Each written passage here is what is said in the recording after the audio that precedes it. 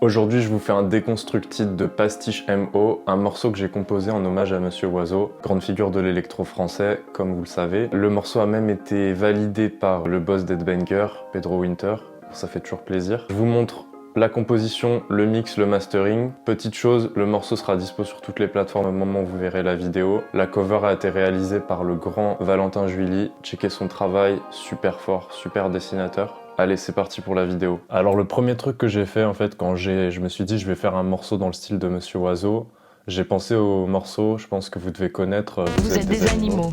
Où il y a une espèce de voix un peu chiante, un peu robotique qui vient lâcher des petites punchlines. Du coup, le premier truc que j'ai fait, c'est que je suis allé sur un site de text-to-speech. Tu sais, les trucs où t'entres une phrase et après t'as une voix robotique, tu peux choisir si c'est un homme, une femme, quel accent, etc. Qui dit la phrase. Du coup, j'ai créé plusieurs fichiers audio là avec ce genre de phrases. I still get nightmares. Des trucs comme ça. Toujours des phrases un peu bizarres hein, parce que c'est de la musique. Stop it. C'est de la musique Stop it. un peu torturée. Go away. Donc là voilà, j'ai mis ça. Ensuite, j'ai mis un gros kick.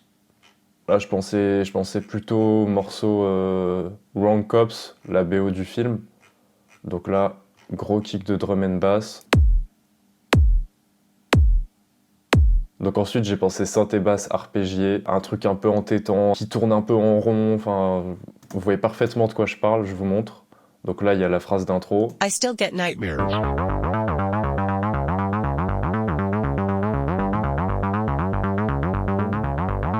Stop it. Le kick qui rentre. Stop it. Stop it. Je vous montre le synthé, à quoi ça ressemble. J'ai bidouillé le preset Acid Boys. J'ai surtout changé la séquence de base pour en fait faire la mélodie que j'entendais dans ma tête, qui donne ça. Et là, pourquoi j'ai deux pistes? C'est le même instrument, parce que là, en gros, j'ai fait une autre séquence. Pourquoi j'ai fait ça? J'ai fait ça pour qu'il y ait une petite variation et que l'oreille s'habitue pas et en ait pas marre. Ça, c'est un petit trick pour les compositeurs parmi vous. Souvent, changer juste quelques détails dans une séquence, que ce soit mélodique ou harmonique ou quoi, ça permet que, en tant qu'auditeur, on s'ennuie pas et que, en fait, on puisse continuer à écouter le morceau, etc. Et dans les musiques répétitives, comme les musiques électroniques, etc., c'est vraiment très très utile. Ok, donc après, on a le kick. Gros kick de drum and bass qui tabasse bien. Là, j'ai rajouté un petit synthé dans l'intro pour qu'on sente que la mayonnaise est en train de prendre. Stop it. Stop it. Go away. Donc là, c'est le drop. Et là, qu'est-ce qui se passe? Quand je pense à Monsieur Oizo, je pense à des leads de synthé, en même temps un peu agaçants, mais en même temps qui tabassent bien avec les drums, qui restent en tête et tout. Je dis pas du tout ça en mode péjoratif, c'est moi je kiffe, tu vois, ce genre de musique. Voilà ce que ça donne.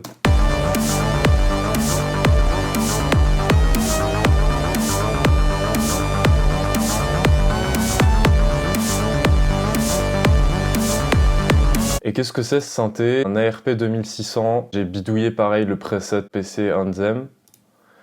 Et je vous montre parce qu'il y a quand même pas mal d'effets. Donc ça c'est le dry. Vous voyez l'image stéréo elle est quand même assez centrée. Donc je compresse un peu. Je compresse à 5,25. Comme ça c'est un peu plus dense. Là c'est vraiment game changer. Je mets un chorus dessus. Ça aide en fait à élargir l'image stéréo et à ce que ça vienne vraiment envelopper tout le signal audio. Quand on passe de juste avant le drop au drop, il se passe quelque chose en fait. Sonorement, on sent qu'on passe dans une nouvelle partie parce qu'on est enveloppé par le lead comme ça. Surtout quand on écoute au casque, qu'on voit la différence. Ensuite, qu'est-ce qu'il y a? Un petit LA2A pour le faire ressortir dans le mix.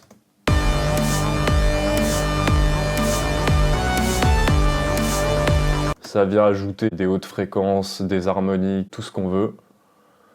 Ensuite, un petit compresseur qui est sidechain sur le kick. Si tu sais pas ce que c'est, en gros, un compresseur c'est un plugin qui vient baisser le signal audio quand tu dépasses un certain seuil.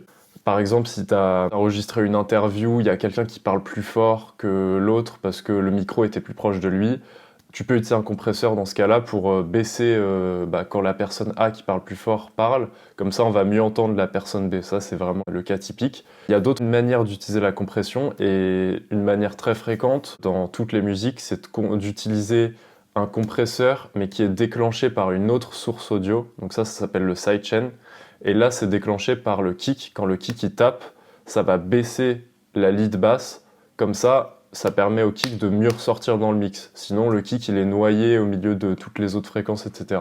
Voilà le but de ce compresseur. Là, vous voyez, il se déclenche à chaque fois que le kick, il tape.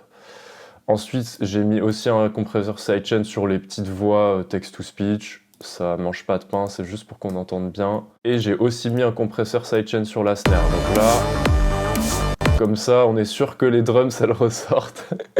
Vraiment sidechain surtout. Ok, donc ça c'est un peu le cœur du morceau.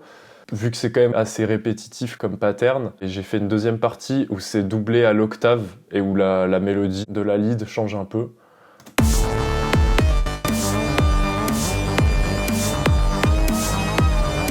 J'aime bien, ça me donne des vibes du château de Bowser dans Mario Kart.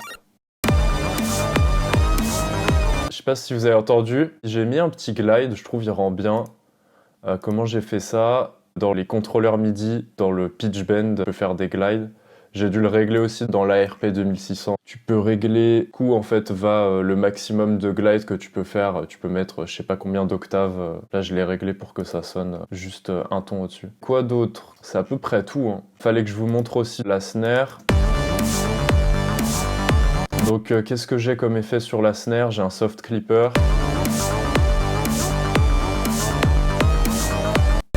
LA2A, classique. Et un petit EQ pour faire ressortir cette fréquence là. Un autre truc intéressant que je veux vous montrer sur le mix, le synthé dans l'intro il est centré en termes de stéréo. Et au moment du drop, Go away. il passe à gauche. Parce qu'en fait le problème c'est que c'est un des rares morceaux où j'ai deux basses. J'ai la basse arpégiée. Et si je vous montre un EQ dessus, vous allez voir, il y a plein de basses fréquences. J'ai aussi la lead basse. On pourrait ne pas entendre parce qu'il y a pas mal d'aigus, mais il y a beaucoup de basses fréquences dedans. Je vous mets un petit Fab Filter pour vous montrer. Là, si je fais ça, il y a des subs quand même. D'ailleurs, j'ai testé dans le mix d'enlever les basses fréquences de la lead, mais en fait, j'aimais pas comment ça rendait. On perdait dans la profondeur du morceau. Du coup, là, j'ai deux basses. En gros, j'ai réussi à trouver un équilibre en empannant une un peu à droite, l'autre un peu à gauche. Je trouve que les deux interagissent assez bien. Ça interagit assez bien aussi parce que les deux n'ont pas les mêmes attaques, elles n'ont pas les mêmes tenues. Là, c'est plus tenu, alors que là, vu que c'est un harp, il y a plein de notes qui sont jouées. Je pense que ça aide aussi à ce que les deux soient audibles dans le mix. Ensuite, il y a un petit break parce qu'il y a une partie B au morceau.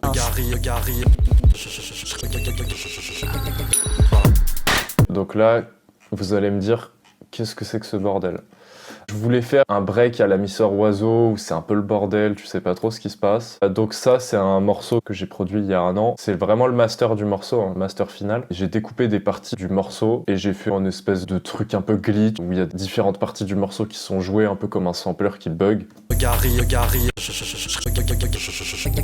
Là, pareil. Là, c'est les parties où il y a le kick qui tape, hein. En plus de ça, j'ai mis un petit signal audio, un petit FX et une petite pièce. Et le tout ensemble. J'étais en mode waouh, qu'est-ce qui se passe? Et là, il y a une deuxième partie. En gros, c'est des nouvelles drums. Un kick assez simple, qui tabasse un peu moins que le premier, mais qui est sympa quand même. Et une snare, je sais pas si on peut appeler ça comme ça, mais un truc beaucoup plus glitch, beaucoup plus what the fuck, que je trouve marrant. Un petit hi-hat, type drum and bass. Ça tue. C'est le air-hat dans Pigment, et un de mes presets préférés, il est incroyable. Un petit LA2A sur le hi-hat, comme d'hab. Là, en gros, la partie B, c'est surtout l'harpe de base qui joue. Et en gros, j'ai fait plein d'automations sur le synthé, sur les différents paramètres. Et là, juste le truc que je voulais vous montrer, donc j'ai mis des petits FX de voix. Et surtout, ce que je trouve intéressant dans la track, c'est que j'ai mis des effets complètement glitch.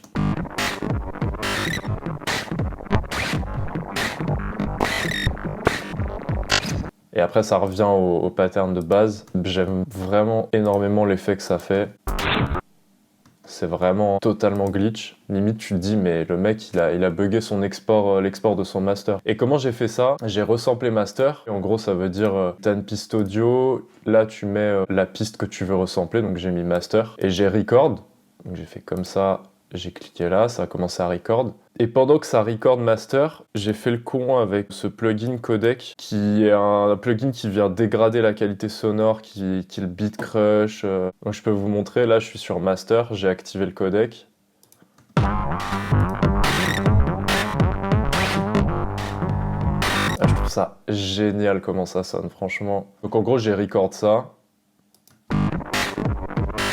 Ça, si je voulais le re-record, ce serait très compliqué d'arriver exactement au même résultat, clairement.